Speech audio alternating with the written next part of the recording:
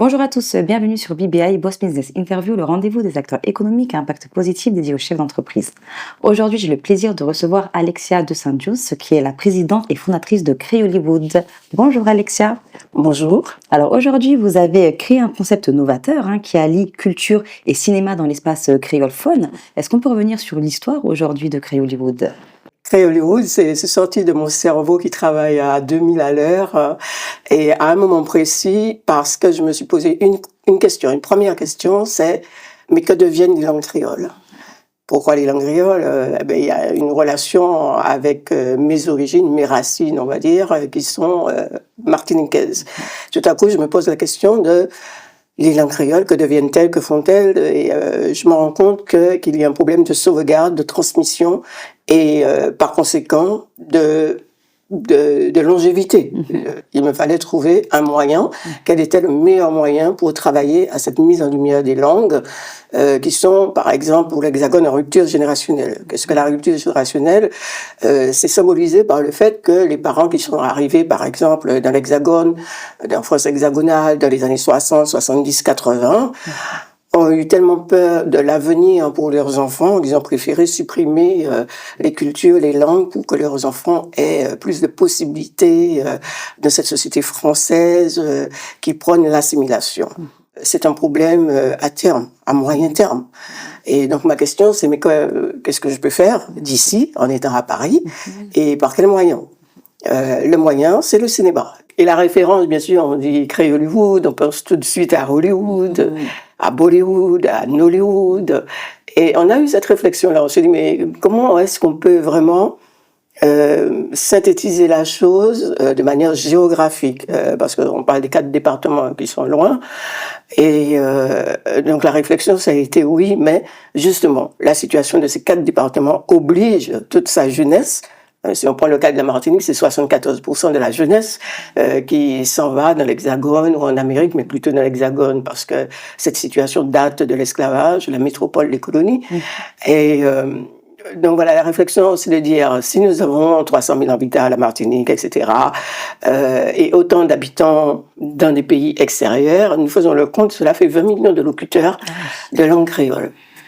D'où la réflexion, on est une planète, à nous tout seuls, avec 20 millions, c'est un tiers de la population française. 20 millions, c'est la population du Sénégal. Donc, on est une planète à nous tout seuls, donc on peut à partir de là dire que la planète créole peut engendrer Créole Hollywood.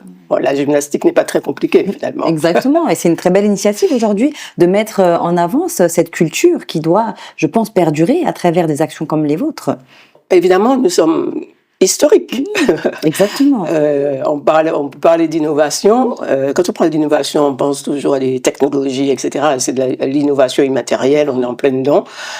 Parce que bien évidemment, j'ai étudié ce qui se faisait du point de vue festival, puisqu'on a lancé en 2023, septembre 2023, le Créole International Film Festival. On est assis sur le international. On a bien sûr regardé ce qui se faisait à la Martinique, Guadeloupe, et on s'est rendu compte qu'il n'y avait rien.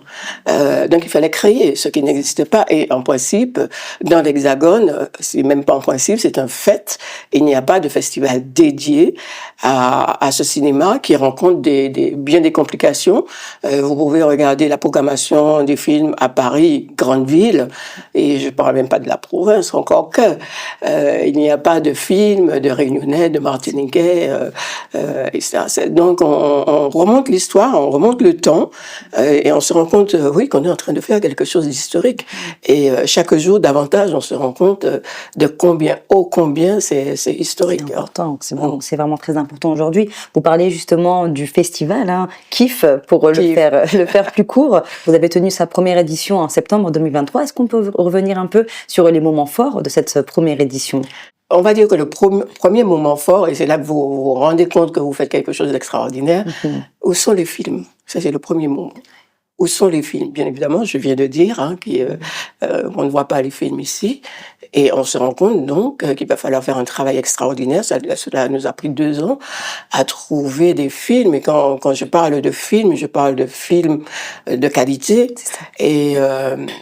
Et pour vous donner un chiffre, parce qu'un docteur en cinéma qui a participé à une conférence que j'ai organisée la semaine dernière à l'Assemblée nationale a fait un décompte exhaustif du nombre de films qui a été produit entre la Martinique et la Guadeloupe de 1970 à 2020. On a une cinquantaine de films en comptant tous les téléfilms. Donc ça veut dire qu'il n'y a pas de film. C'est trop peu. Donc ça c'était le premier coup, le premier coup de cœur. Oh mon Dieu, où sont les films? Ensuite, la deuxième émotion, ça a été, donc on a fini par trouver des films et on va lancer notre première édition en septembre 2023. Nous avions trouvé un cinéma qui nous semblait vraiment voilà évident pour ce que nous faisions. Et quelques jours avant la date du festival, on a dû départager ce festival en 2 sections, voire 3. On a pu trouver d'autres salles qui nous ont accueillis. Donc ça, c'est un problème très important. Quelle salle accueille des films qui ne sont pas franco-françaises? Vous parlez d'un objectif, que je cite aujourd'hui, de mettre en lumière le travail des acteurs du cinéma dans l'espace créolophone. Aujourd'hui, quels sont les défis spécifiques que vous rencontrez? Le gros défi, c'est le financement. C'est la communication. Si on parle communication, on parle de financement. Ça, c'est vraiment... Maintenant, par exemple, à La Réunion, tout le monde sait que nous existons.